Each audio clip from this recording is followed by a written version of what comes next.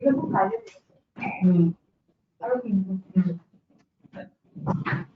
morning, ladies and gentlemen. I, Bharat Kumar Jaiswal, Regional Director, ASSOCHAM, on behalf of ASSOCHAM, with a deep sense of gratitude, I would like to welcome you all for today's timely knowledge management virtual meet on Skill 2.0, next wave of reforms pre and post COVID era. The current pandemic environment asks for rethinking and redesigning of strategies and practices to plan skilling and livelihood for workforce for self-sustainability. For a recent report, millions of people going online to stay in touch during the COVID-19 pandemic. But almost half the world's population has no access to the internet, and fewer than 1 in 5 people in the least developed countries are connected. Online medium is suitable for training in theory-oriented courses, but making practical training accessible to masses needs state-of-the-art technologies and innovation. Even in developed and developing countries, the access to online education is not as equitable as it may seem. Due to reverse labor migration, which has hit all the sector equally, there will be an opportunity to identify these target groups for reskilling and formalizing of their vocational expertise. As per a recent report, the lockdown in India has impacted livelihood of the larger proportion of the country's 40 million internal migrants. Around 50,000, 60,000 moved from urban to rural areas of origin. Global pandemic has impacted India's development sector significantly. Today's program aims to bring together thought leaders to enable engaging conversation on the need to put together a strategic framework in responding to the pandemic and build resilience against the future shock of this nation. Now I would request Sri Pankaj Malahan, Chairman of Jharkhand State Development Council, for delivering the welcome. He is the Chief Executive Officer of Vedanta Steel Business, rich experience in startup management, business turnaround project supply chain in diverse industries, which includes Tata Steel, Tata Blue Scope Steel, Tata Power. Has over 22 years of experience, a keen planner, strategist, and implementer with demonstrated abilities in setting up a new as well as ensuring smooth functioning of over a plant operation. Now to request Mr. Pankaj Malhan to please deliver a welcome address. Thank you, Bharat.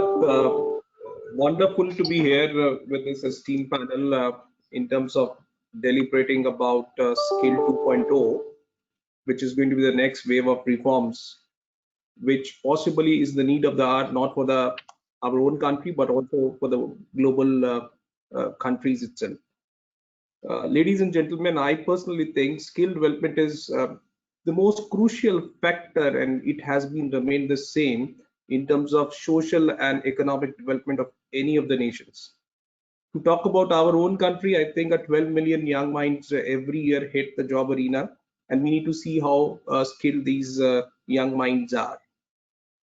But yes, we all know today the world has changed, and the world has changed in such a rapid pace that we all are struggling to understand what exactly has happened to us.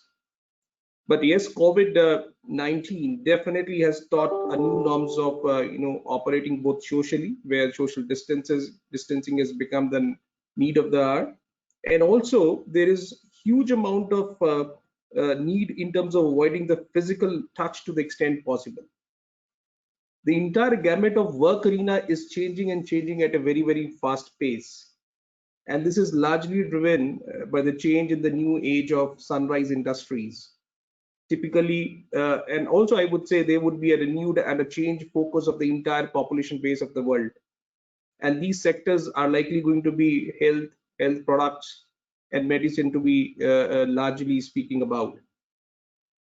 The world would definitely be shedding its materialistic requirements in a very, very short future, maybe before we see any bounce back coming onto that.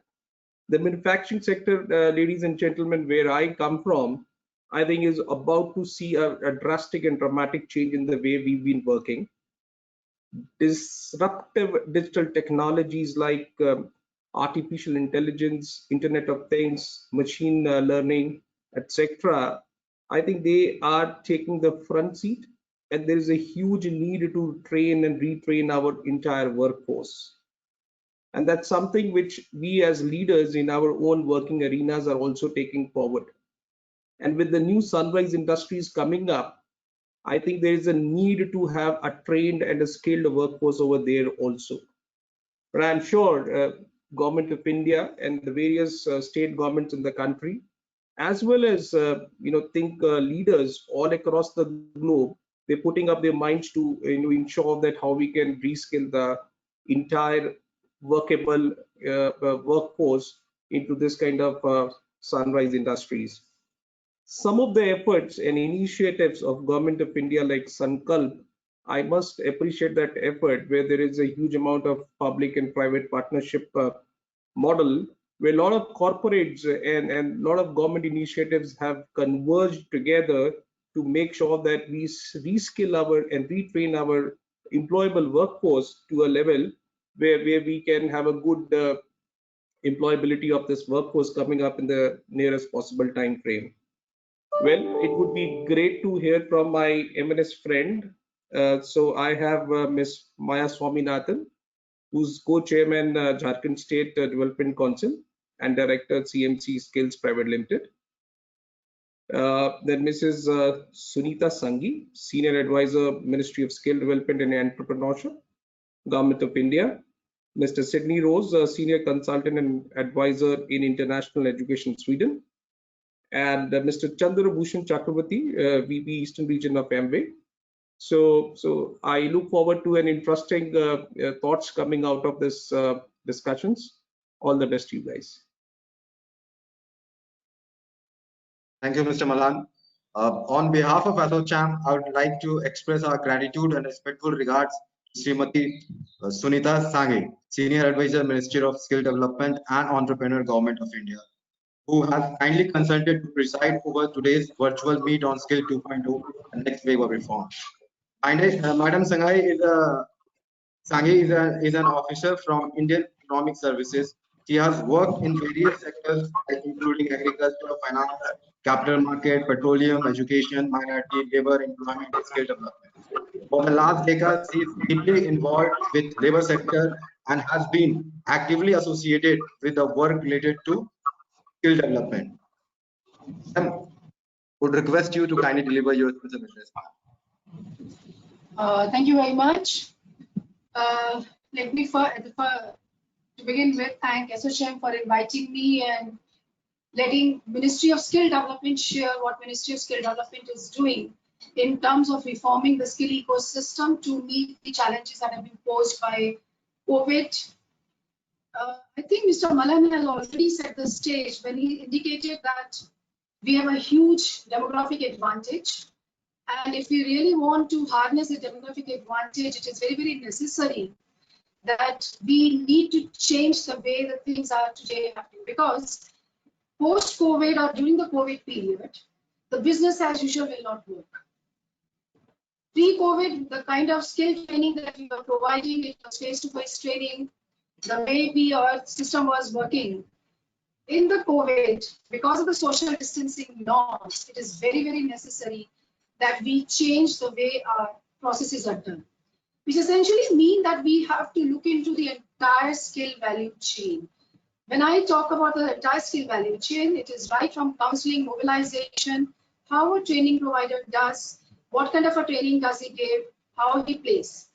Now, when it comes to the counseling and the mobilization, it cannot be in terms of a Kaushal Melas or it cannot be in terms of a Rozgar Melas. It has to be online, which essentially mean that we have to ensure that we use the mediums that we are able to reach to the target group.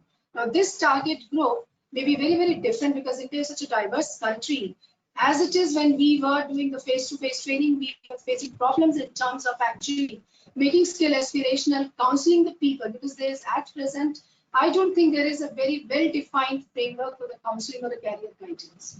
Largely the students or the group, the target groups are governed or they are influenced by their community, they're influenced by their peer group or whatever their friends, their family members are telling. So counseling is the first step which needs to be really, really changed from face-to-face counseling where we gather people to more of our online or using various different kind of a medium to actually do the counseling.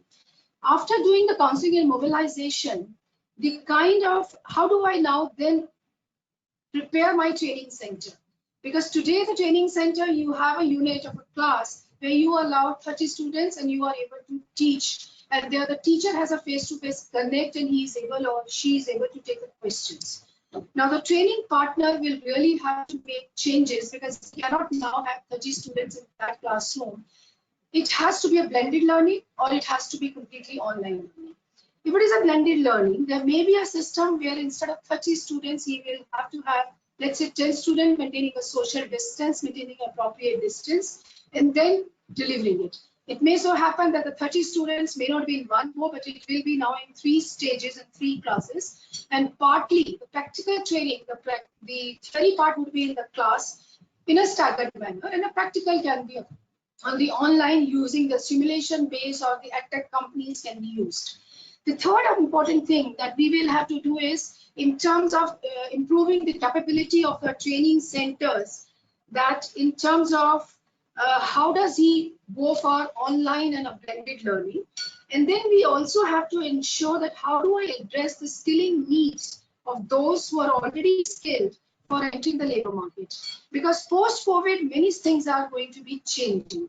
There are certain job roles, Mr. Malan has already pointed out that there are certain sectors where we are going to lose the jobs. And the most impacted sectors, which we are looking into and we are studying in the ministry also, your reality sector, your tourism sector, your hospitality sector, your retail sector. They are the worst affected sectors because today, if malls are closed, people, it's not going to be the same kind of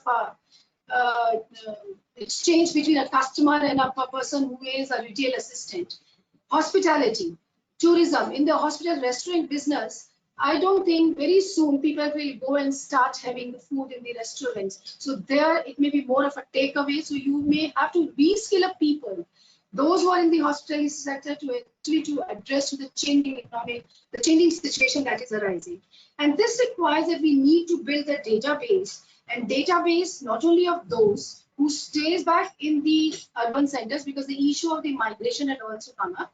Because we in the ministry have now strategizing that how do I train those people who have gone back? Because we have been hearing and listening and seeing in the TV also, in the news channel also, that large number of people have done the reverse migration. Now these people who have gone back to their original places, they are largely employed either in the hospitality sector or in the e-commerce industry or maybe in a construction workers. Now they have gone back.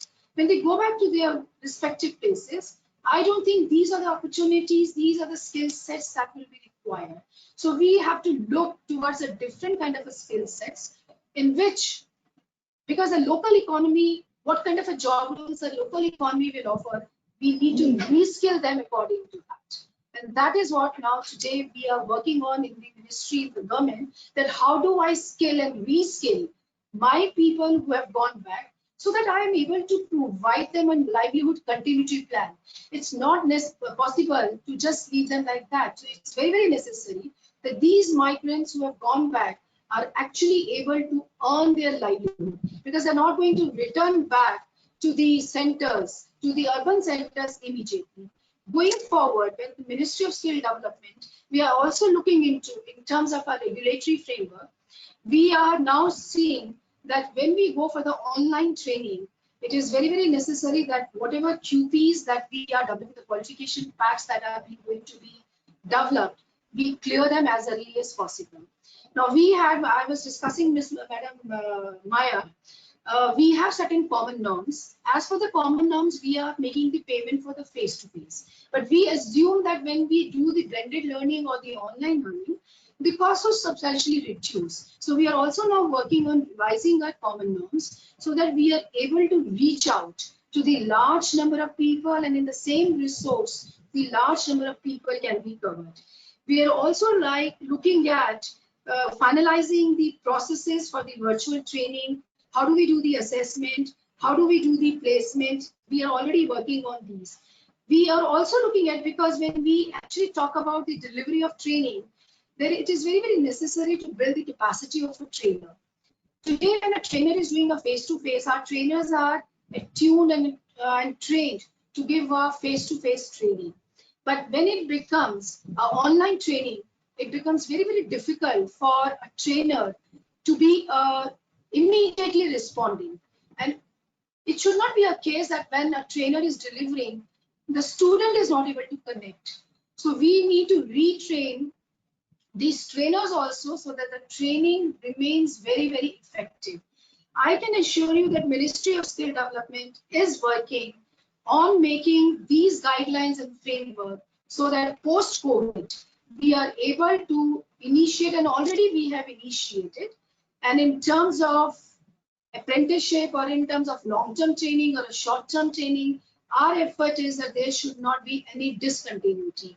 We are already taking up the matter with the competent authorities to initiate our face-to-face training also, our training institutions also. And then we are also looking into that how we are able to ensure that we are able to place through the apprenticeship model large number of these students. And for the reverse migrants, our plans are already taken care of, and we are going to start both the recognition of prior learning, because there may be many people who have gone back, maybe working in the construction sector, given the fact that the government is now focusing on rural infrastructure as well. And there is going to be huge focus on the health-related job roles, because sanitation and health-related job roles are going to be seeing an increase in the number. So we are focusing on skilling not only in the health-related sanitation, but also looking into the agri-related job roles. Because when these people go back, the agricultural sector is going to give them an opportunity. Agriculture and its related activities is going to give them an opportunity. They may not get the wage employment, which I don't think that we are also looking at to that extent. But yes, as a livelihood continuity plan, our effort is that if we are able to reskill them, and even if we are able to give them some kind of a bridge course to upskill them so that they are able to either start their own work, maybe in the agriculture related activities, whether it's beekeeping, it's dairy, or it's pig rearing, or whatever job role pertaining to their local employment, economic opportunities, so that they have a livelihood continuity. So Ministry of Skill Development is working towards addressing the post-COVID scenario, and we have already started identifying the entrepreneurship opportunities that can be made available. We are also working towards reskilling the backward migrants, those who have gone back. And the important thing that we are going to launch, I think by middle of the June, we'll be launching a skill management information system, which will be a platform to connect the trainee and an employer. The employer will get to know what kind of employee with a skill set are available, and the prospective employee will also know the kind of opportunities that are available. And we are also connecting with the National Career Service Portal so that there is a seamless integration, and the data is available not only to the employer, but also to the training provider in terms of what kind of a job roles are going to be very, very important in the post-COVID scenario, while we are complying with the COVID conditions as well. And the new business models that we are looking into in terms of whether it is guidance, mentoring, counseling, lifelong learning, we are already working, and I can assure you that maybe in next couple of months, things will be streamlined as far as the skill ecosystem is concerned, because we are working day in, day out to ensure that the students, there is no discontinuity, the training continues, and if the training was completed, the assessment is also taken care of, whether it is through the proctor based or it is simulation based. Our effort is to initiate and do the business as usual kind of a scenario as early as possible. Thank you very much.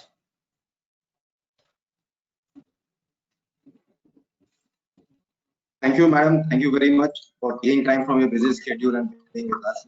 A great pleasure. I would now like to leave because I have another engagement. Please. Thank you very much. Thank you, ma'am. Our pleasure, ma'am.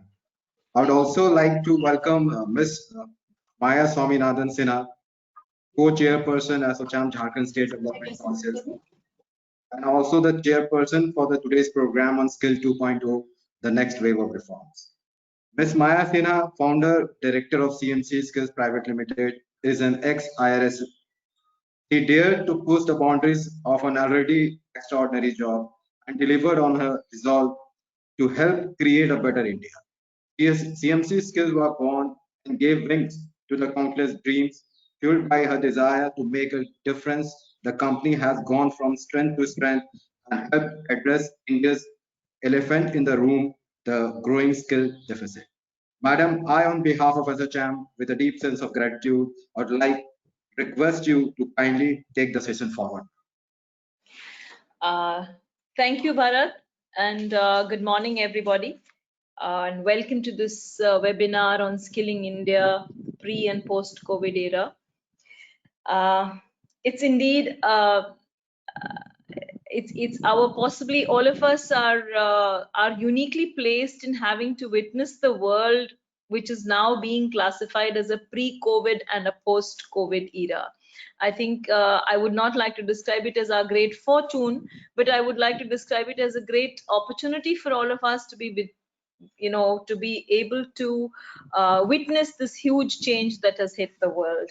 As we all know, the SHM has organized this webinar with the view to hear from industry and industry leaders the various challenges that face the skilling sector post-COVID, and hear from them some innovative ideas and suggestions as to how these challenges could best be met by us, and also to build a bridge between industry and government so that we are able to better represent our needs and our challenges to the Government of India, which is the largest funder for skill development in India, and hope to have these challenges, these aspirations of industry, as well as people who have to be trained into necessary policy interventions by the government. We just finished hearing Ms. Sunita Sanghi from the Government of India, who has clearly spelled out that government is sensitive to the changed scenario and how the whole landscape is changing, and so they are in the process of re-looking at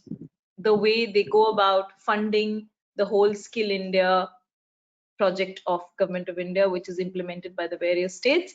So we are grateful to her, and we are happy to hear from her that the Government of India is seized of this whole thing. And I'm hoping that after this webinar, we will be able to make certain pinpointed suggestions to Government of India and help them in helping us help unskilled people in India. In this discussion, therefore, I would like to start off by requesting Mr. Chandrabhushan Chakravarti, who is an experienced person from industry. He is a senior vice president working with Amway India Enterprises with a large experience in various areas. He is skilled in business development, channel sales, market research, management, business strategy. May I now request him to kindly discuss with us what he sees as innovative ideas that can be thrown up by industry towards skilling India better in the post-COVID situation. Sure. Thank you, Mayaji. And it's always a pleasure being part of these initiatives taken by SHM. Before I begin my industry address, I would first, acknowledge the great, insights given by Sunita ji, Senior Advisor, Ministry of Skill Development and Entrepreneurship, and along with that, Mr. Pankaj Mala, Chairman, Jharkhand State Development Council, CEO, Steel Business, Vedanta, and of course yourself. Thank you for inviting me. Ms. Pooja Jaiswal, my fellow panelist, and along with Dr. Sandeep, my fellow panelist. I would also like to extend a warm welcome to all participants who are connected in this webinar. And I'll start off by sharing a little about my own self. I represent Amway India Enterprises Private Limited, which is India's largest direct selling FMCG company. We are an affiliate of Amway Corporation, which is based out of Michigan, USA. and is the world's largest direct selling company with a presence in over 100 countries. We are there for more than 60 years in these countries and have a wide and varied portfolio of ranging from nutrition to beauty, personal care, home care, durables, so on and so forth. In India, we have over 5 lakh direct sellers who are partnering with us. They are associated with us, selling, owning their own Amway business, operating their own Amway business, selling more than 140 odd distinctive and consumer quality consumer products. Coming to today's session on Scale 2.0, it's really interesting, when you see how this COVID pandemic has shown us how it is possible to learn new skills, and it's a matter of days or even few hours. We are picking up skills. So if you look at the vast majority of us, we are quite proficient in the digital way of connecting. Just look at that, and if you see, we are seamlessly jumping from one webinar or digital call to another. So the ideas of meetings and trainings, or even if we talk about skill building, pre-COVID was predominantly physical setups and a lot of arrangements to be made around the venue, logistics, hotel, catering, so on and so forth. Today it is just sending out digital invites, getting connected, and nothing compromised on the effectiveness or impact. That is how we've adapted, and now we are wondering why we didn't do this earlier, at least in the scale which we are doing now. But in the same breath, let me tell you that there are several institutions like the Indian Army, where for decades now it is deeply ingrained in the minds of every new entrant in the army that skill building is going to be an integral part of their daily lives till the time they are in the army. Now, there may be several skills like swimming, shooting, martial arts, climbing, etc., which one may need not have learned earlier. But once you join the army, these are skills where you have to learn, and it is something which your life may depend on.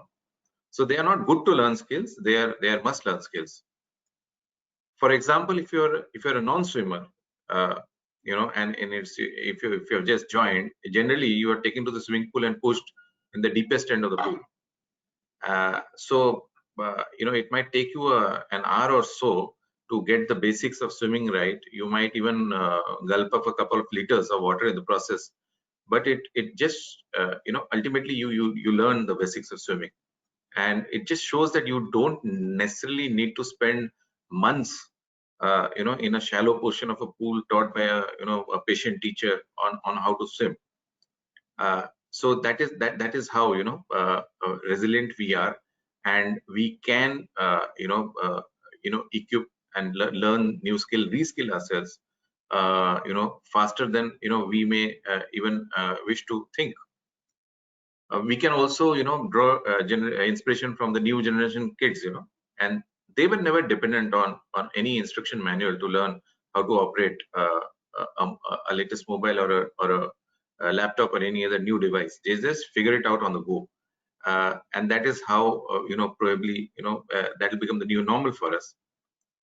Now, when I talk about the national level and skill building at the national level, I believe creating for the first time ever a separate ministry on skilling in 2015 by the government of India was a great step, because this was the not only an important step to bring a focus, but it also brought the spotlight on clear measurable goals on skilling India. Efforts were made to ensure that this system and our institutes remain globally relevant and competitive. So in this process, exclusive skill universities were set up to expedite our progress in building this vision of a formidable skill base of the Prime Minister, which would eventually help fuel the engine of our economy. When we talk about PM Modi, he had also mentioned that India will have a surplus manpower of 4 to 5 crores, who are the eligible workforce for the next decade. And his clear direction to the government at that point of time was to promote both apprenticeship as well as entrepreneurship. So while moving towards making India the biggest producer of a globally relevant skilled manpower base, the goal was also to create a sound ecosystem wherein entrepreneurs can lead the job creation.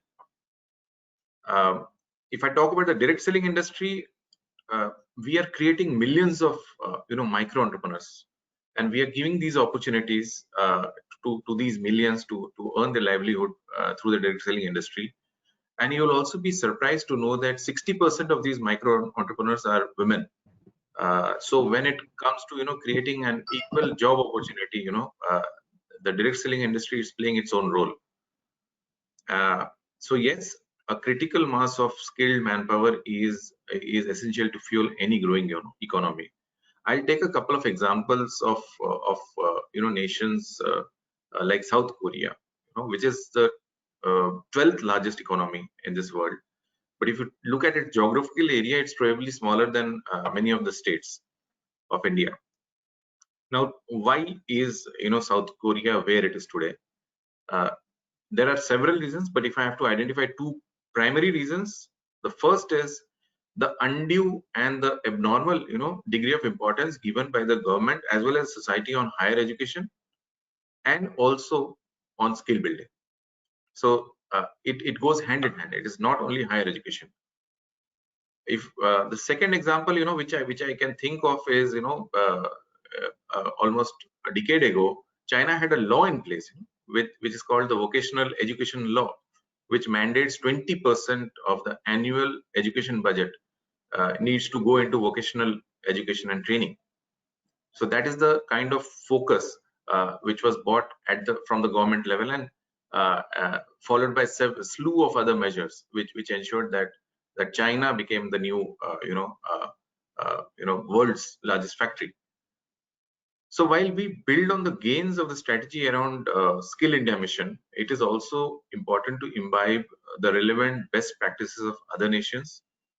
And more importantly, we must realize that the world has changed forever post-COVID. And every sector, including the area of skill building, will continue to have new challenges and new opportunities.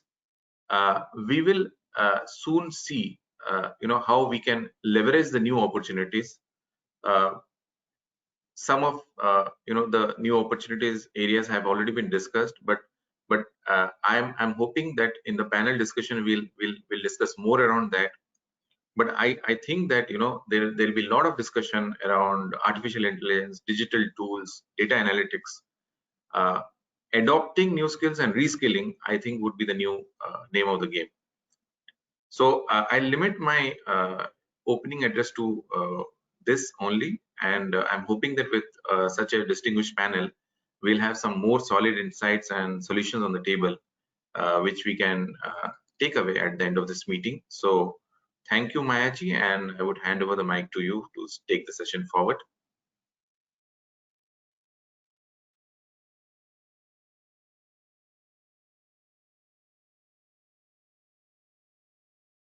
Yes, Bharat, do you wish to say something before I start, or Ma'am. can you hear me? Yes, ma'am. Yeah. So would you like me to start the session now? Yes, ma'am. Yes, ma'am. Please. Okay. So thank you very much, Mr. Chakravarti, for that introduction to this, to set the tone, as it were, set the industry expectations and how industry looks at skilling post-COVID. Let me formally once again welcome all my co-panelists to this morning's webinar. And after Mr. Chakravarti, whom I've already introduced to you, the other panelist today is Dr. Anantanarayan Sandeep, who is Group CEO of the STS Group, Bangladesh. STS is the largest multi-interest private conglomerate in Bangladesh, which has a significant presence spanning healthcare to education. He has over 20 years of top-level management experience in this various industries, and he's a QMSC board member at Bureau of Indian Standards, which is the Government of India's industrial standards regulation body. So this gives him an insight into what are the industry standards which are to be observed. We also have with us Ms. Pooja Jaiswal, who is herself an entrepreneur. She's the CEO of Spictel Technologies, and she has been running this venture for over 5 years now, and before which she has worked at diverse roles from policy making to core project implementation specific to the skilling sector. We also have with us Mr. Sidney Rose, but is he there? Can somebody please let me know whether he's there? He's there. He'll be audible. He can. Okay. So ASSOCHAM has very wisely included Mr. Sidney Rose also as a panelist here today. He's a global educator, consultant, and advisor. He's a highly skilled professional who has more than 35 years of experience in international education across many countries and many cultures.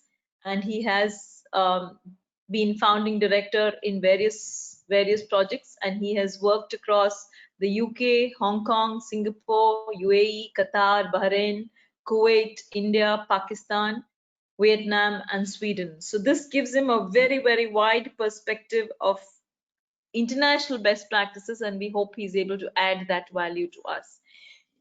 Before I get into what each speaker, which aspect of skilling each speaker would be touching upon today, I just wish to set the tone, as it were, on the whole skilling scenario in the country, as it were, pre-COVID, and what is it going to be unfolding in post-COVID. As we all know, India is divided into two sections of geographically. One are the labor surplus states, which unfortunately do not have enough employment opportunities. And on the other end of the spectrum, you have states where industrialization is taking place, where urbanization has taken place, which therefore have a lot of employment opportunities, but for a variety of complex cultural and educational reasons, do not have local manpower which is able to absorb the skilling needs of the growing industry in these states. So this has led to the natural phenomenon of labor migrating from labor surplus states into states which are more industrialized and providing them jobs and opportunities. So typically, training service providers engaged in skill development in India, who have been engaged either in government funded projects or CSR funded projects, have typically targeted this group of youth who belong to labor surplus states but poorer states, trained the labor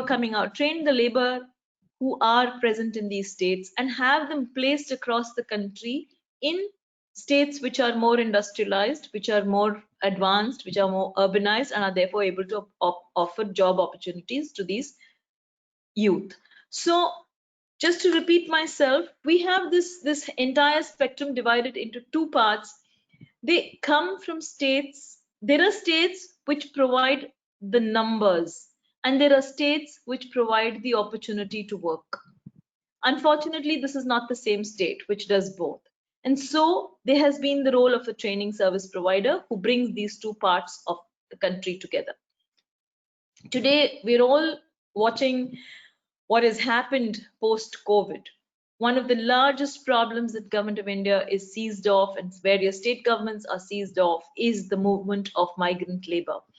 Personally, I object to this term migrant labor, because migrant is someone who moves from another country into another country. It's not someone who moves from one state to another state in the same country.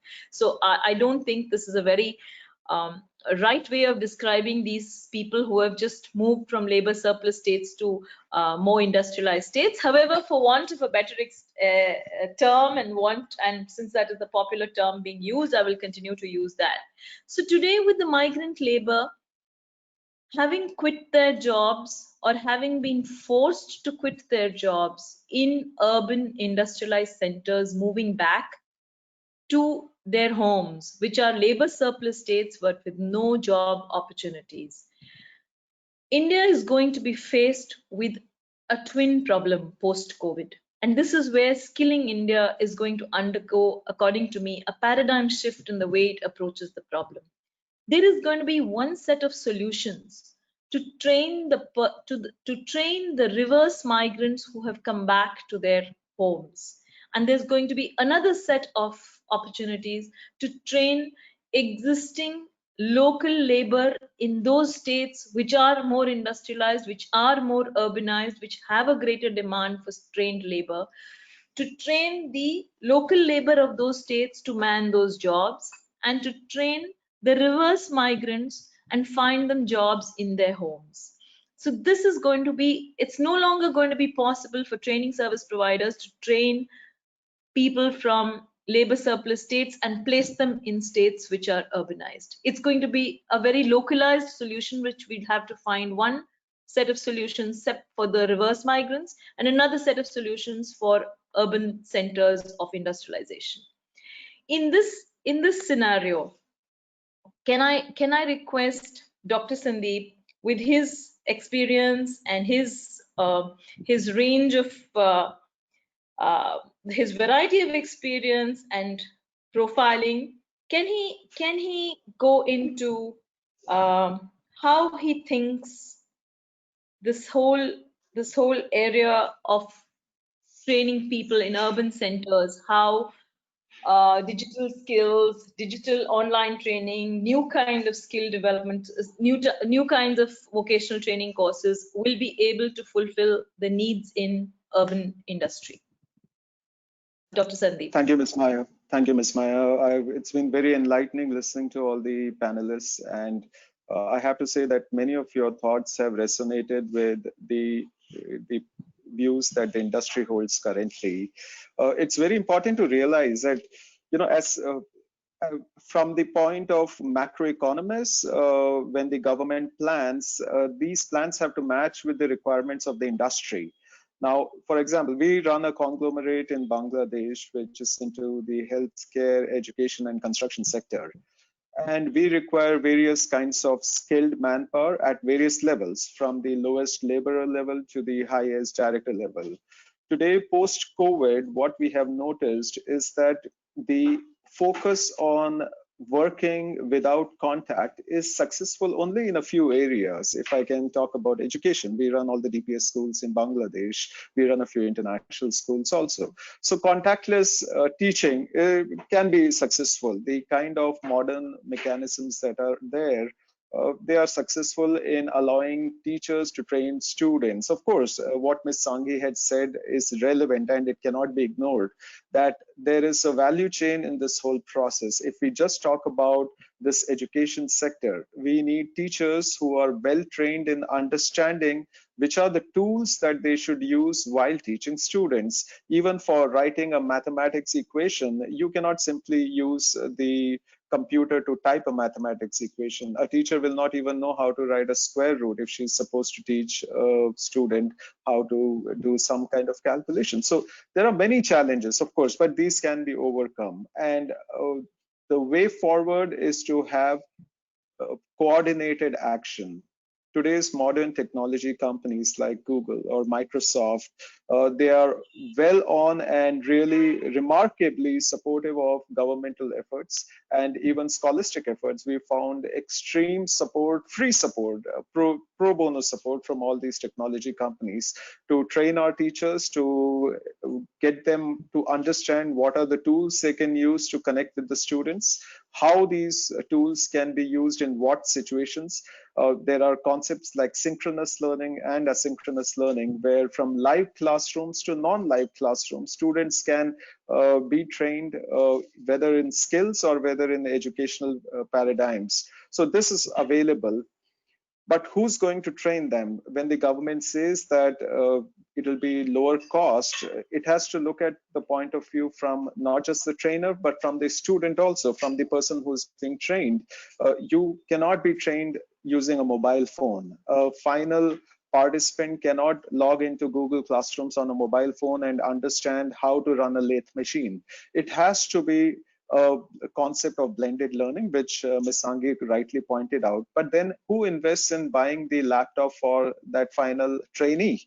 For the trainer, of course, we can have a single laptop, we can have good Wi-Fi connections. But how do you enable that the final workforce is able to connect to the training session digitally through a device which is worthwhile and not just through a mobile channel? Yes, mobile is the way to go for surfing the web, but it is not the way to go for being trained. So this challenge, and especially the skilling area, is something that we would require inputs on.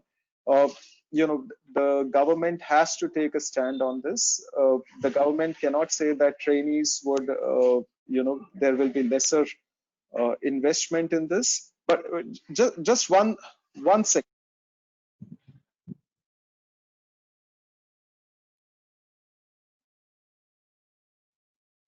My apologies. My apologies. Yeah. Yeah. So one is the concept of training, where from the value chain, from the trainer to the trainee, we have to see what kind of infrastructure has to be provided, and this will require much more investment than the 3,000 crore that the government is looking at. To the government's credit, of course, this 3 to 4,000 crores was planned well in advance, and it perhaps has not discounted in the COVID factor.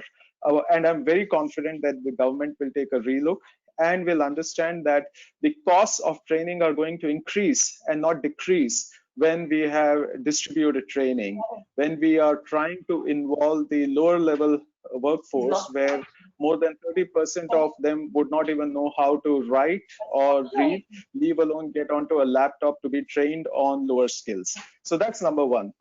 Number two, if I can go up to a bit higher level training, if one is the level of skilling, at another level the industry requires high skilled workers in healthcare, in construction.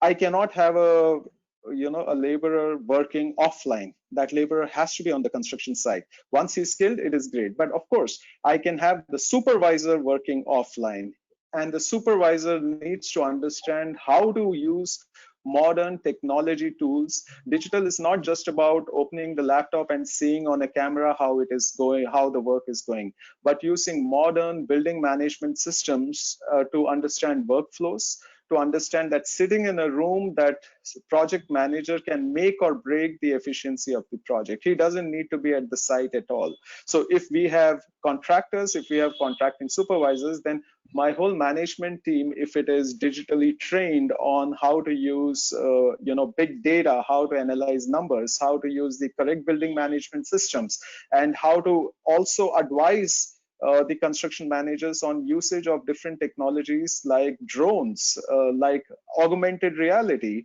you can reach a level where the actual workforce that is on site is the mandatorily required workforce, where if you don't have a robotic setup to put bricks on the wall, then you need a labor workforce. And in countries which have high population, it is also not macroeconomically recommended to automate most of the jobs that we do at the construction site.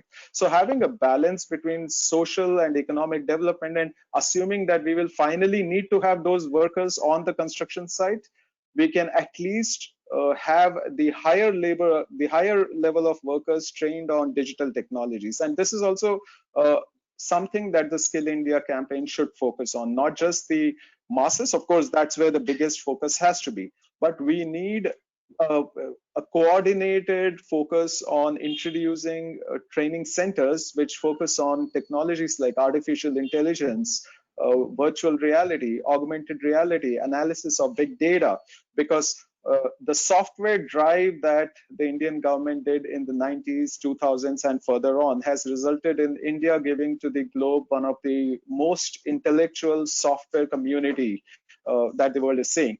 In the same way, we can push that digital strength that we have and commit to the world that we would be able to give not just training to the lower level, but we'll be able to give to the world a very digitally intelligent medium scale workforce also. So that's with respect to let's say construction. In healthcare, as of right now, we've seen the emergence of contactless surgeries. We've seen the emergence of artificial intelligence helping doctors make decisions.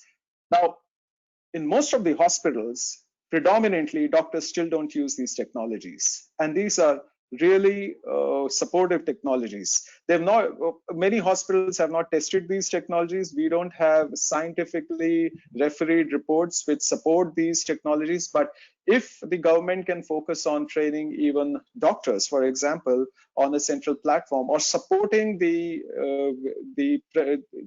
coordinated training of doctors for understanding how artificial intelligence can be used to analyze reports sitting offline, you don't need to actually meet a patient, and you don't need to even actually see a patient even during surgery if doctors are trained in robotic surgery. So from the lowest level of how can we train workers without providing them laptops, which I don't think it's possible, to the highest level where how can we train doctors on, let's say, robotic surgery, it is not affordable or economical for institutions to take this up.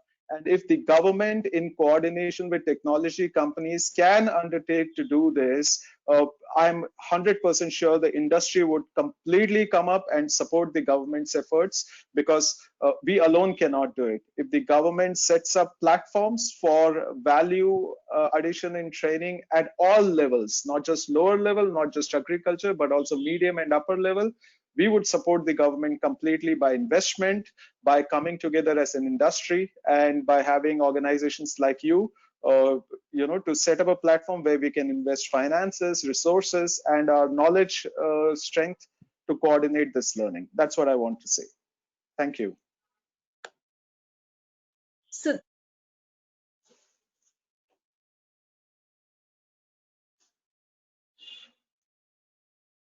Ms. Maya, I think your audio is muted. So if you can unmute your audio and ask again, then I'll be able to hear.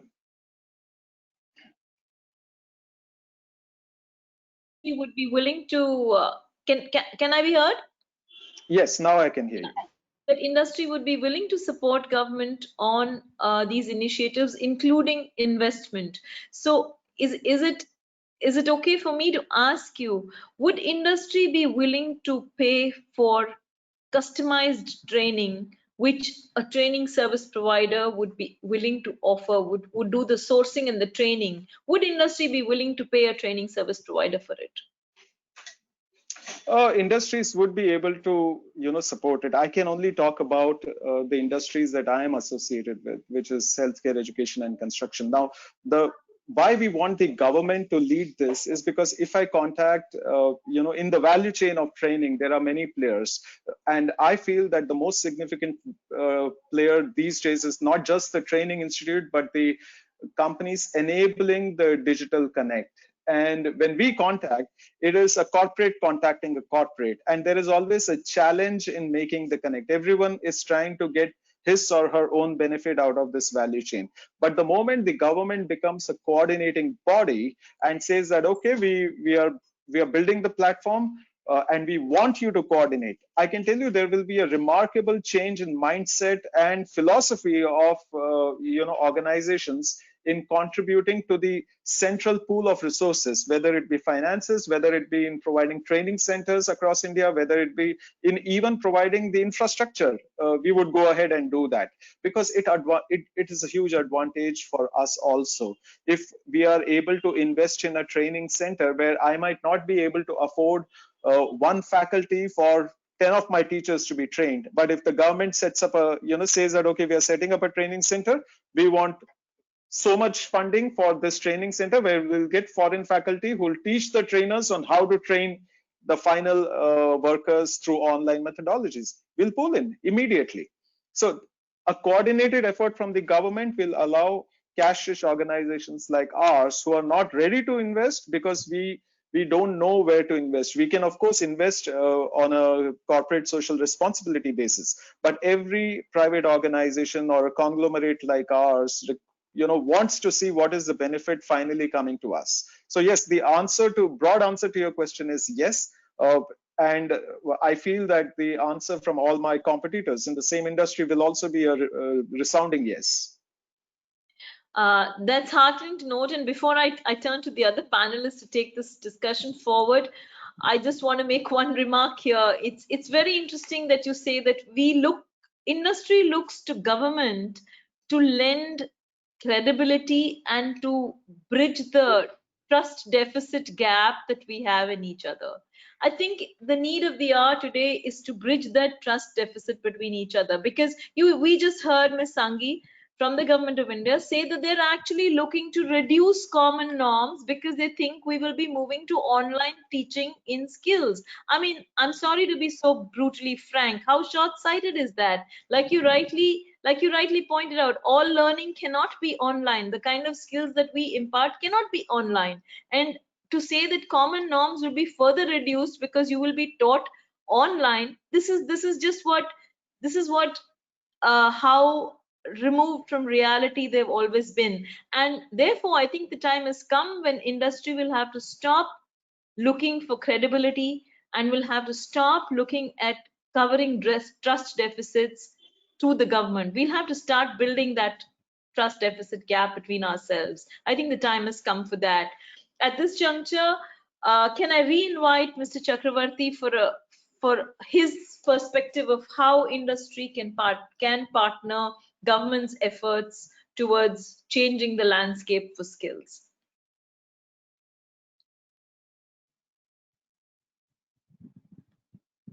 Sorry, just I was muted.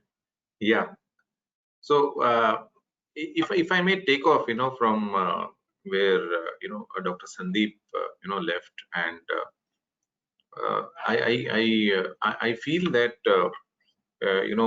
government is not something which is an any government does not have all the answers.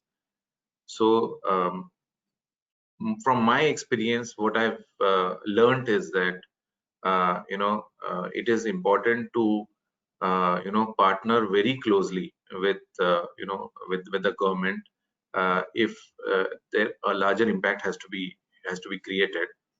And I'm so far I've been lucky in working very closely with the various ministries in the state government.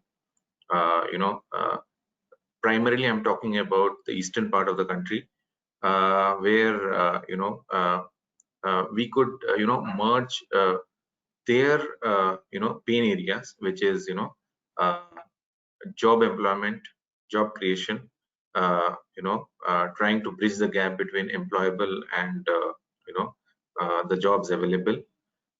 So if I talk about West Bengal, there are not the industry landscape is not very robust, and in the near future also we don't see a lot of industries coming in. So how does one ensure that the employable people, and scores of them are there, they stay back in Bengal and they are meaningfully engaged and employed. So here we work very closely with the Ministry of micro industries and consumer affairs also, so to see where as a corporate we can partner with them, which would work well for us also as a corporate, because direct selling industry is nothing but availability of products to consumers through direct sellers, which are micro entrepreneurs. So we are also in the business of job creation and employment generation, and it is only if we can get a good and a healthy partnership going with the state governments, it makes all the sense. I'll also talk a little about our CSR activities. So like any other responsible corporate, we also contribute in terms of our corporate social responsibilities, but we ensure that it is not a one-off thing, and it is not a donation in terms of CSR contribution. Whenever we take up a project, it is it has a clear bearing on what is in it for the on the long-term basis for the society in general, and is the project sustainable? So I'll touch upon a couple of examples. So in Calcutta, we are associated from 2001. It's almost 2 decades with a NGO which runs a school for the visually challenged. So that school, it's very well known for its quality education, and it produces scores of graduates, and they are all visually challenged. But the problem is employability. When they graduate, who will employ them? So way back in 2001, we had started off with donating computers and starting computer education for them in Braille, of course, and then working with the state education ministry to come up with specific certification courses which will make them employable outside in various industries, and we support them with resources. So this is CSR, and we have several examples of such examples of in Bihar, wherein we support self-employment and micro entrepreneurship specifically for underprivileged women. So we have in a couple of districts in Bihar and a couple of districts in Uttar Pradesh, we have a program which is livelihood training program, wherein again the focus is on owning the entrepreneurship skills, and we select sectors of healthcare and hygiene, and teach them the basics of running a business independently. In this program, currently we have benefited more than 200 direct beneficiaries, and there are 20,000 indirect beneficiaries also. We also have a similar program running in Delhi and in Himachal Pradesh for this segment of underprivileged women. If I talk about business, we had partnered with the government of India through the Retailers Association Skill Council of India, which is also called as RASKI. Now, why we had partnered up with them is simply to ensure that we can skill anyone, whether it is an Amway distributor or otherwise. We can through a certification course which is a meaningful certification. It's credible, it is recognized by the government of India as an individual sales professional, and this certification is based on the what is called as a national skill qualification framework, which falls under the National Skill Development Corporation, which was formed a few years back. So under this program, we have so far skilled and certified over 11,000 sales professionals. So these, I think that the onus is on corporate also to handhold sometimes the government to see what is meaningful for each other, and come up with something which turns out to be a win-win situation for both of us. Right. That's it. No, so I completely agree with you, Mr. Chakravarti, and what Dr. Sandeep also said, that scale to any story can be achieved only if we partner with governments. Scale can never be achieved. I won't say never be achieved, but the ability to scale up is much faster and much larger if we partner with governments. And so an effective transformation of society is going to happen only when such private-public partnerships will become more and more successful and more impactful as we go ahead. May I invite Pooja Jaiswal at this juncture, a young entrepreneur who seems to have spent some time working as a professional in this field and has now launched into an entrepreneurship journey, as to what made her come into this journey and where does she see post-COVID skill development pan out in this country.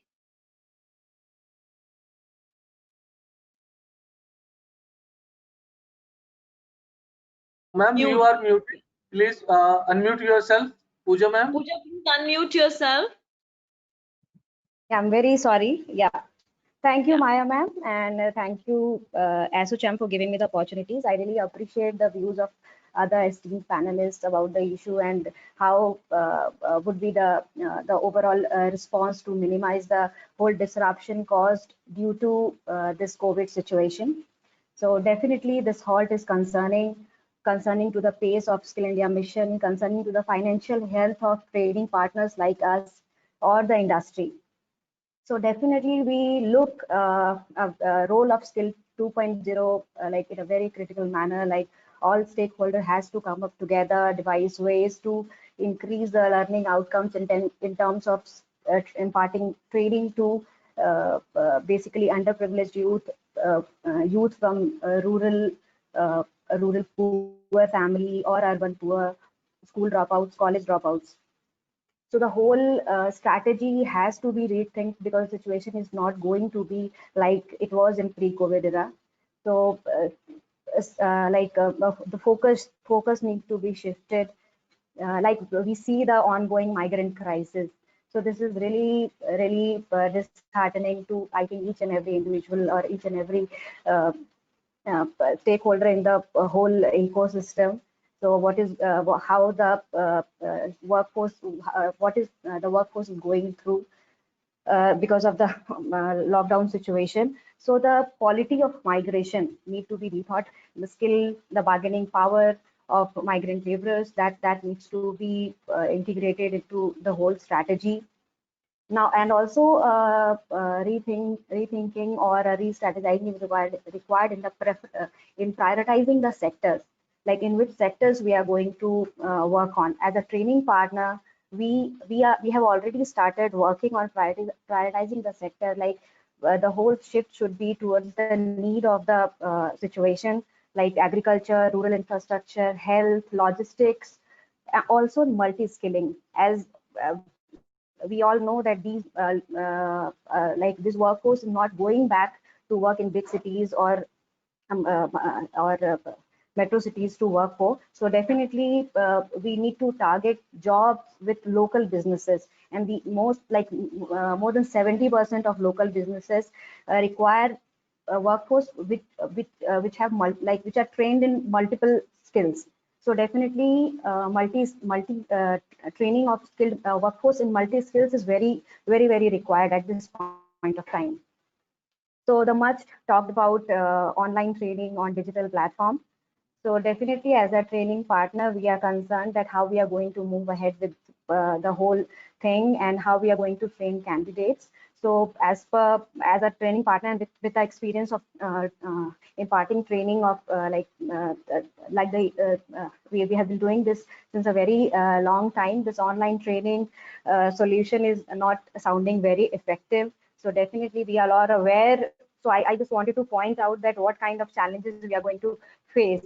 So definitely the different steps of training, like counseling, training, then interest assessment, or these kind of things, we cannot facilitate this online. So definitely this is a big challenge for us. Then access or availability of devices, then technological barriers or glitch during the training process. Like whether that trainees are able to comprehend what is being taught to them, the interpersonal skills between trainer and trainees, then they're retaining their interest, attendance, and distraction. That is like in general houses, like especially for female participants, as household chores like always is a preferred thing for, especially if a female participant is at home. So, and also the infrastructure related thing like uninterrupted power supply or internet. So these all are very concerning for us as training partner. Then measuring the learning outcome, sanity of assessments, whether in an online platform, whether the sanity of assessments can be assured or not. So that is also a bit concerning for us. So considering all these things, what as a training partner, I would kind of see a blended model like other panel members also said. So definitely technology plus instructor-led training. So what we as a training partner would like to suggest that training can be organized in a local facility, like maybe we should identify 3-4 centers village panchayat bhavan and all, and we can run instructor-led training into a video conferencing facility where we can ensure uninterrupted internet or power supply in one center, one identified center within in 4 or 5 villages. Also, the batch size needs to be small. The whole process should be facilitated by an IT literate facilitator. So who can basically see that the connection is through or not, or whether the candidates are, the whole process. Basically, one IT literate guy should be there, and the whole process can be done, we can maintain the social distancing norm, as the batch size would be small, and small batch size will also ensure the kind of interpersonal skills between trainer and trainees. The students should get hard reading materials, so, and also worksheets and all, so that they can, because they are not used to to read through downloadable PDFs or going through e-learning videos. So that is not kind of, that the transition is little difficult. Maybe after some time, or maybe they're able to read it, but the transition should be smooth from brick and mortar setup learning to online learning. So this kind of blended model can really ease the process, and can make the transition smooth. So and also assessments and all can be facilitated under supervision of the facilitator. So basically things are new and we all are learning. So research are also required to assess the learning outcomes and improve the processes furthermore. So, and one of the major thing, the motivation for going through the training is employment. So definitely, along with training of workforce, training of entrepreneurs is also very required. So, and also a kind of support to entrepreneurs, like enabling mass entrepreneurship, not because this only can revive our economy, and as migrants and as workforce, they are not, it's not feasible them to travel to metro cities or to bigger cities for job. So so maybe this can generating employment and at local level could add a lot of value to this kind of situation. So training of entrepreneurs is very required, and also other policy making or policy level support to these entrepreneurs, like EODB thing has to be rethought, like we can lower down the burden of compliances or filing or taxation or all these things. Also, one of the most required would be business prospecting for budding entrepreneurs, because there is no or very less such help or facilitation is available, where the guidance is available to people with aspirations, that what kind of business they should start, what would be the ROI, from where to source the material, how to file the compliances and all. So that kind of support is required, and a role of training partners should also be defined, that how can we partner with government or partner with society to basically work on this. And also, if we are talking about establishing local businesses, then supply chain has to be efficient. Like if agriculture, we are working on agriculture, or like small clusters are developed and in local areas, then supply chain is one of the major concern, because without efficient supply chain, this is not possible to reach the product, or especially in case of perishable things and all. Also, then vocal for local is definitely is big priority, is the priority of government, but local to global should also be promoted, because especially in case of our products related to handloom, handicrafts, or rural artisans. So, so I'd like to pause here. I definitely would love to be part of further discussion. Very, very interesting points brought out by Pooja.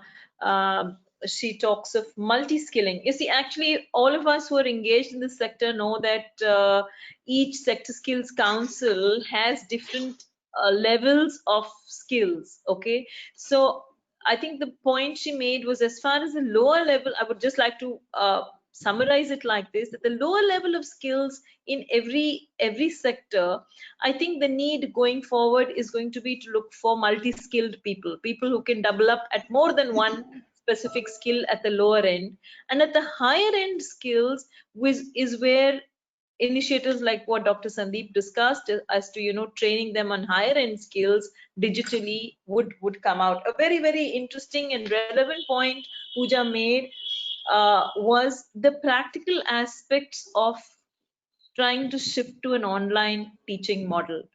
As we all know, the aspirants and the target audience for skilling has normally been rural youth, below poverty line youth, whose access to devices which effectively give you digital learning experience is very limited.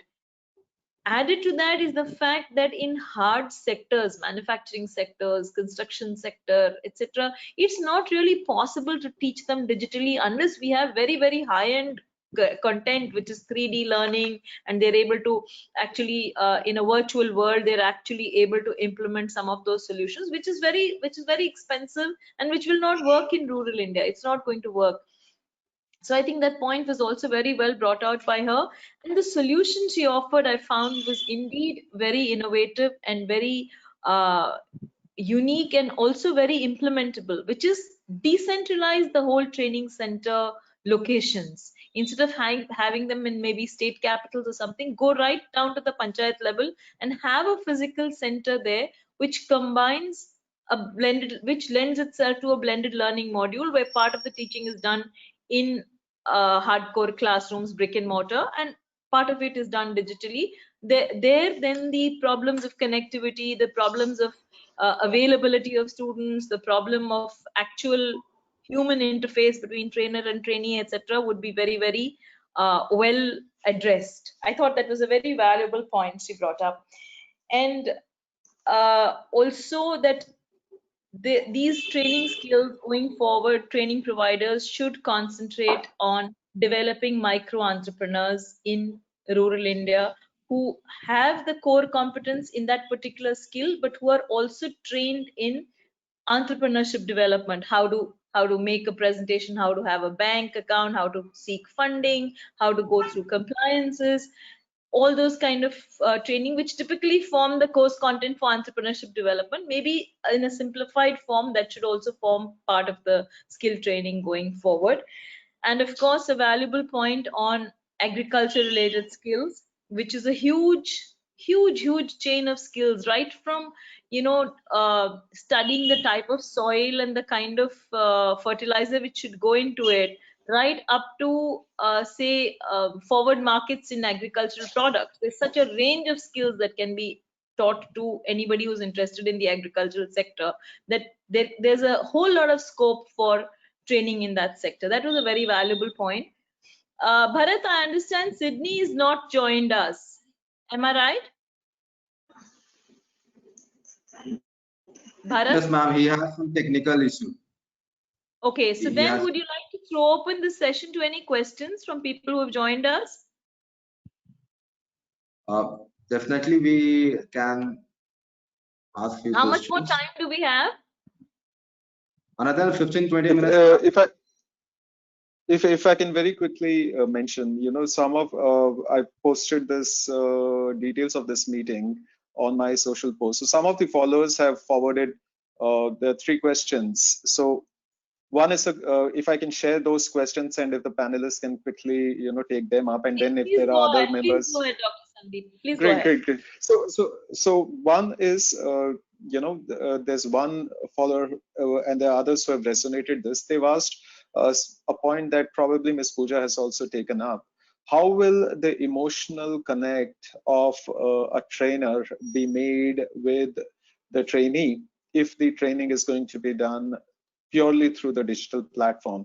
Is there a solution, or are there techniques that currently exist, or are we leaving this question open that we still have to find out the solution for this? So that's one question that has been asked. The second is the artificial intelligence concept that I had taken up. So some of the people have said that right now it is more important to focus on EQ, which is the emotional quotient, rather than AI. Trying to automate things will only reduce the workforce, and we should look at common sense out here that with limited resources we should focus on trying to find out solutions for the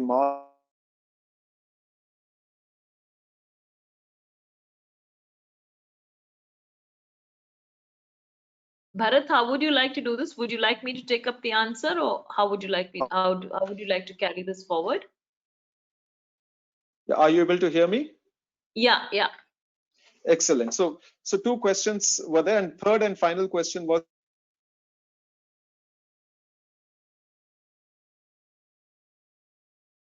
We can't hear you, Dr. Sandeep. We can't hear you. Dr. Sandeep, we can't hear you.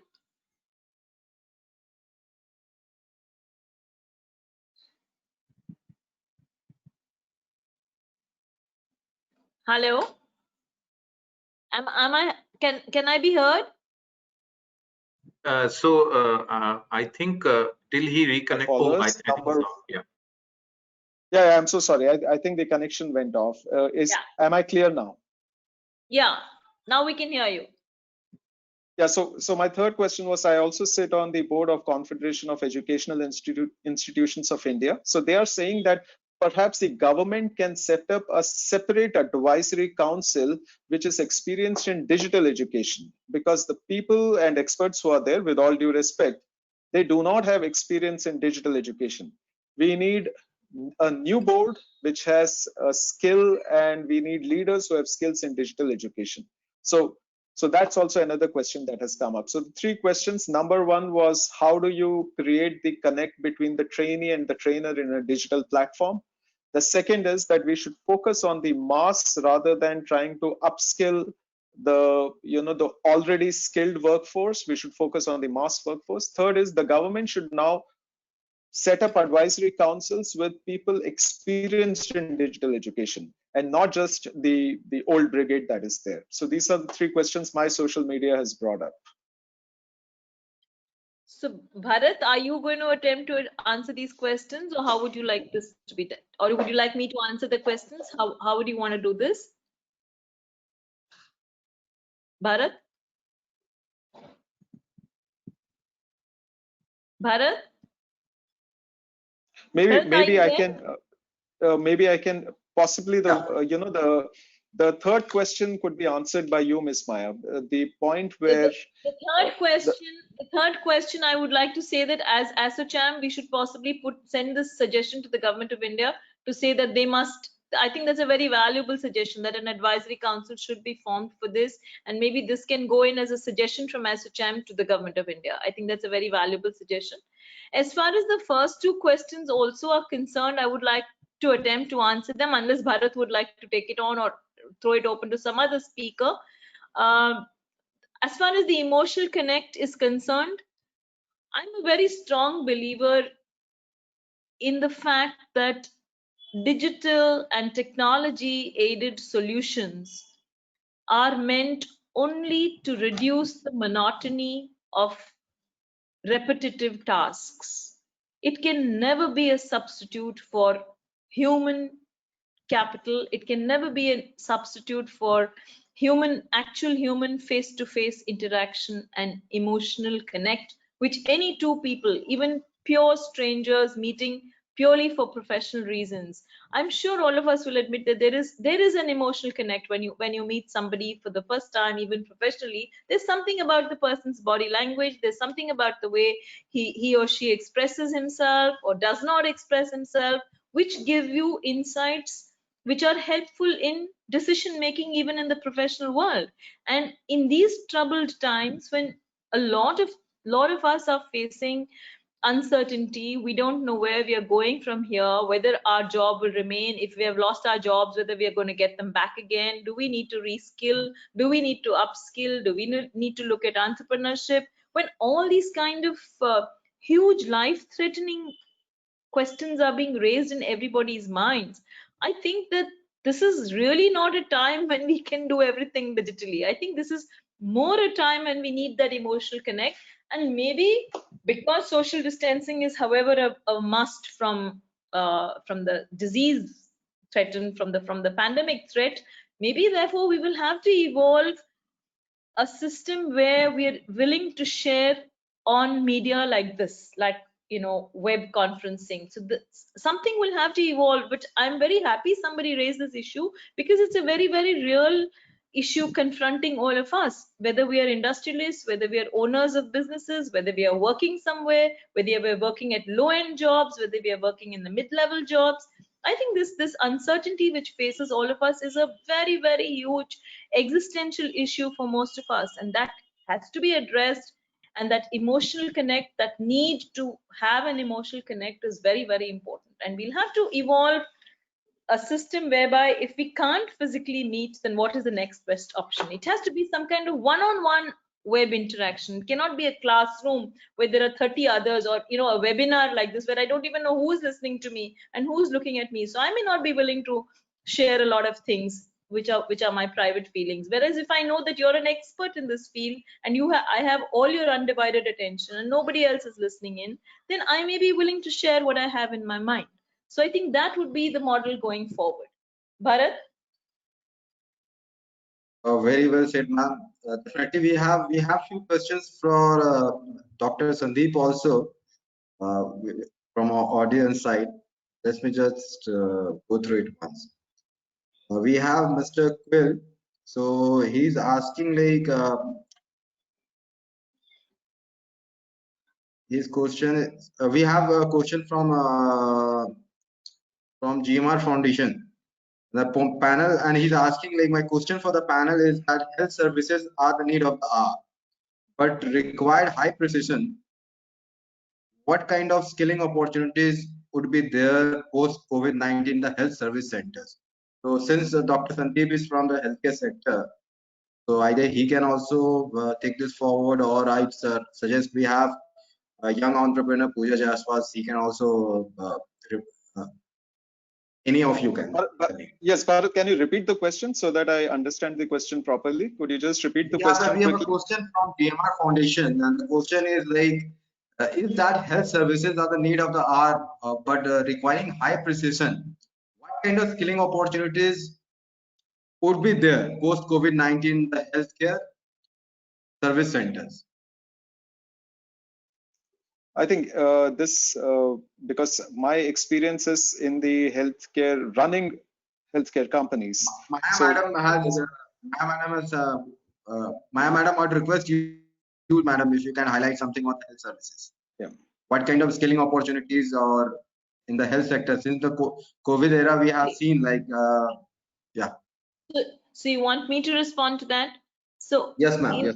So the emerging skills immediately, of course, if you look at the very, very short run, and then I would say the first level of requirement would be in testing labs, So that would be one emerging new set of skills which would be required, because which is not the traditional lab assistant. This would be a little more evolved skill, and I think those skills can be imparted digitally also. It may not be necessary to have a physical session on it, and it could be possible to have people who are working existing labs who can be just upgraded to this, as well as new entrants who have just finished their 12th standard, who can be trained for these lab assistants. Another very immediate need would be who are the caregivers in hospitals. You see, not everybody who gets COVID has to be hospitalized. There are a lot of people who can be looked after in the home, but they would require some kind of specialized care. It would not be possible for the family member to give, because of isolation reasons, and two, may not be trained to look after that. So the second skill that I see immediately, which could be taken up by training providers who are working in the healthcare sector, the second skill that they could look at is home caregivers for COVID affected patients, for those who are at home, who need to be treated at home. And then of course there would be higher end skills for those who could double up in hospitals and private hospitals as well as government hospitals, which are being used for treatment of COVID-19 patients, where we keep reading in the media the huge shortage of skilled people for treating these people. So these are the three immediate opportunities I see. The first two are something which can be addressed immediately, and which can give results in short-term courses of barely maybe 6 weeks, 8 weeks courses would be enough for it. The third category would obviously need longer training and would require better training.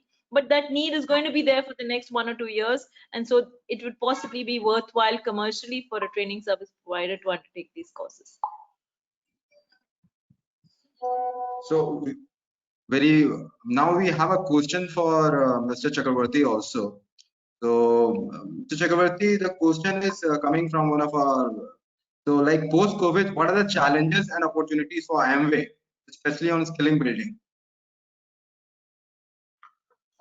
So, to be honest, we are pre-COVID also we are, facing challenges, and during COVID also we are facing. So, if I talk about post-COVID, assuming that that would be the new normal,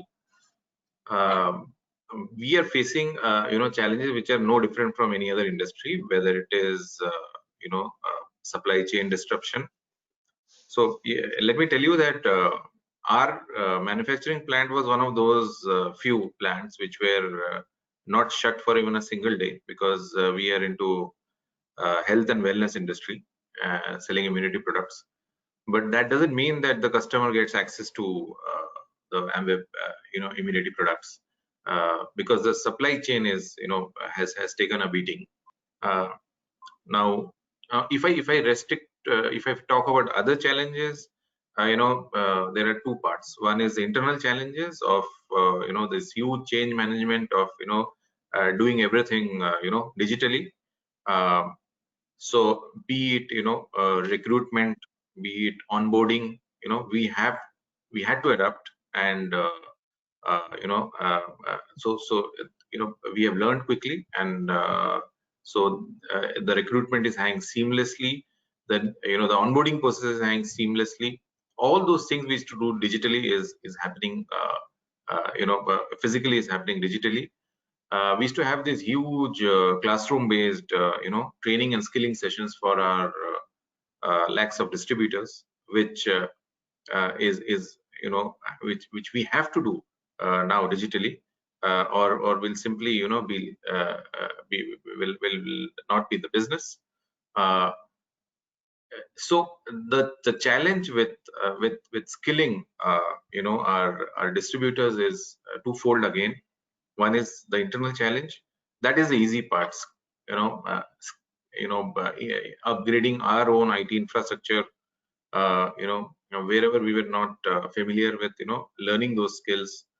But the infrastructure at the distributor and reskilling them or teaching them new skills was a different ball game altogether. And here we partnered with them to ensure that they had the requisite infrastructure and skills to make use of the digital education which we were giving. So to that extent, I'll tell you that surprisingly, skill development and training turned out to be one of our opportunity areas, because for the first time, we are seeing there are a lot of benefits of going digital. First is that we have been able to access almost 10x the number of distributors, who were able to make use of our training sessions. So you don't have to travel now, physically to attend a Amway skilling or training session. We could also make use of talents which are based in various geographies and get them connected together. So the audience can be from, let's say, Kashmir, and the trainer can be from any part of the country. So we could also because now we have scaled up infrastructure. We have multiple language options now. So going multilingual also turned out to be one of our advantages.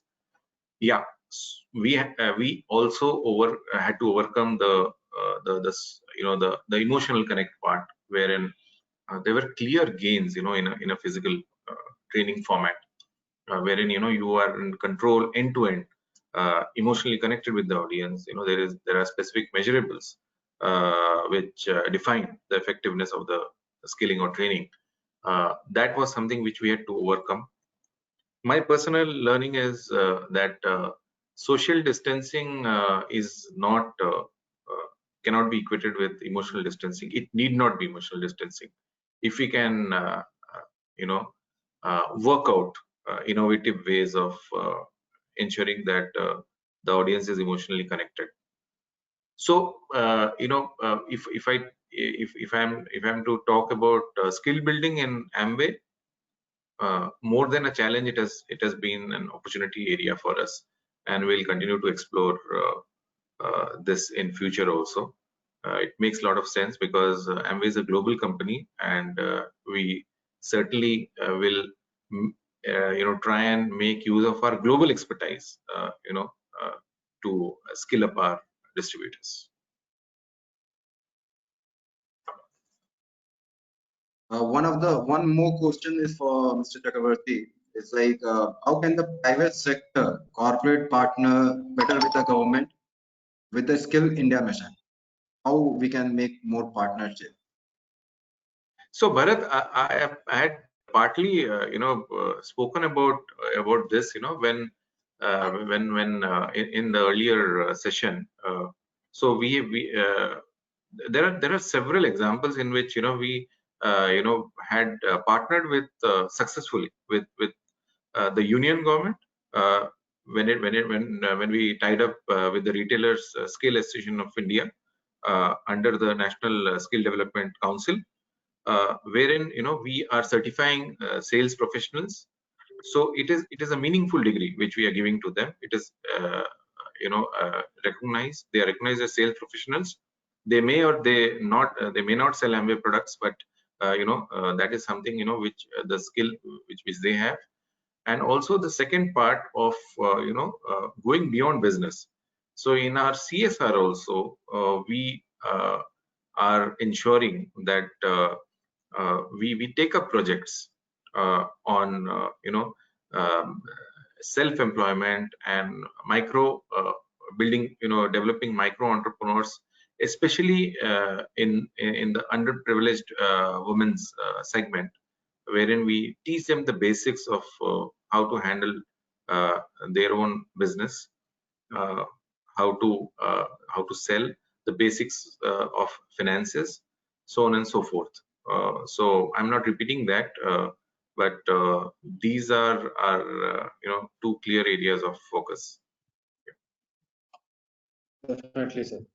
So now I'd request Ms. Pooja Jaiswal. There are lots of young entrepreneurs who find like skilling industry to be a very lucrative industry. So any suggestion or any till your experience, if you want to share your experience?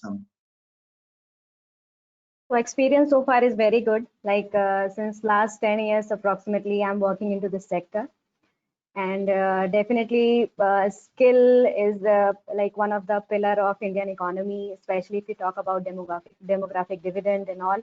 So it's a great opportunity to be part of progressing India. And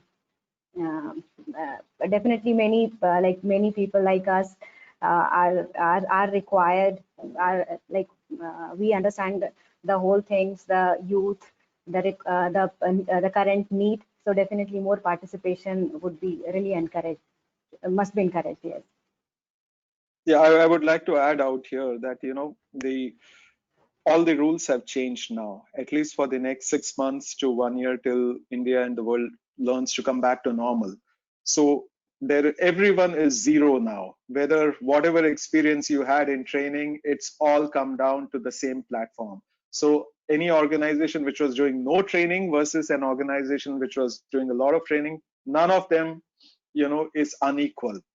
So at this point, any entrepreneur who can come up with an innovative mechanism where they can say that we are skilled in online training and we know the rules and we are ready to provide accredited online training in various fields, or if the government promotes such kind of a new skill partners, that's the way to go. So right now is the best time for entrepreneurs to come into the skill training area.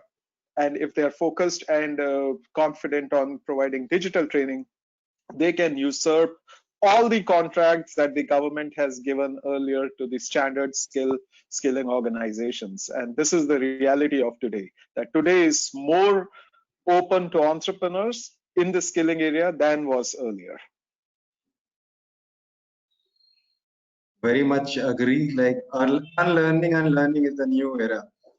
You have to unlearn things and you have to learn new things. So, ma'am, would you like to add something, Maya, madam, concluding remarks from your side? Want to conclude now, Bharat? Would you like me to wrap up, or do you have some Yes, more ma'am. questions? Yeah, you'd like us to wrap up? Yes, ma'am. Yeah, okay.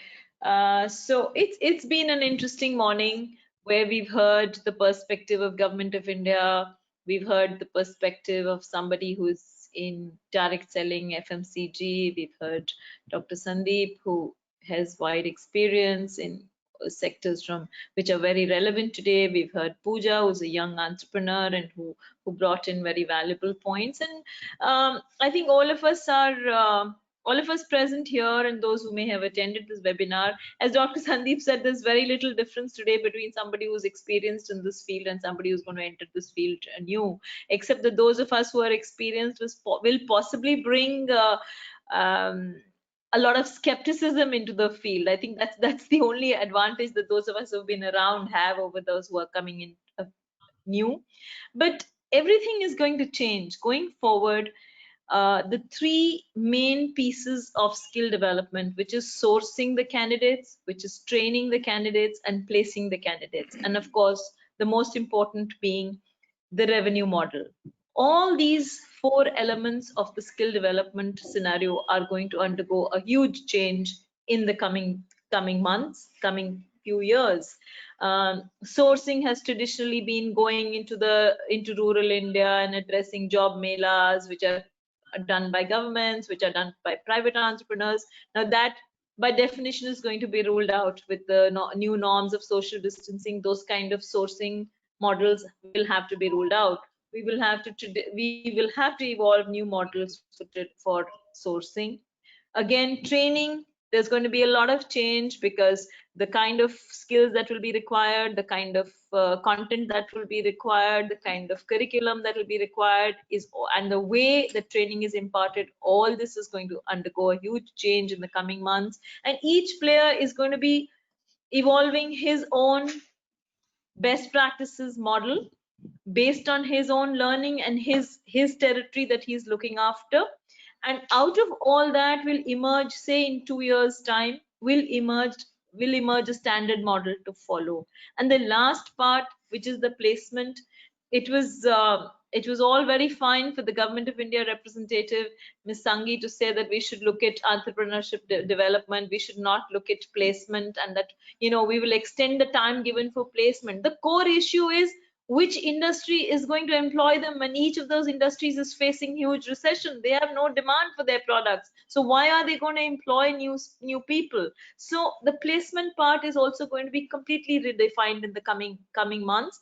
It was very helpful to hear all of us at this platform, and I hope the participants have found some use out of all the wisdom and knowledge that we have been sharing for the last couple of hours. And I am very grateful to the ASSOCHAM for having provided this platform, and I would request them to continue to have these in a more dynamic way so that we can keep addressing the new problems and new solutions that are going to be emerging once the lockdown lifts completely.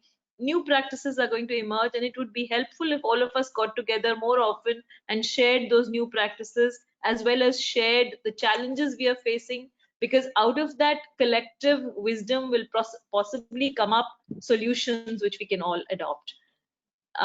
With that, I would like to thank ASSOCHAM and Bharat Jaiswal for having created this platform for us, and thank all the participants who've been present here this morning, who spared their valuable time and have shared with us each one's valuable experience and takeaways and suggestions for the way forward. So wishing all of us the very best and hoping that we meet in better times soon. Thank you. Thank you. Thank you. It has been a pleasure. Appreciate it. Thank you, ma'am. Thank you very much, Thank you, ma'am. Bharat. Thank you.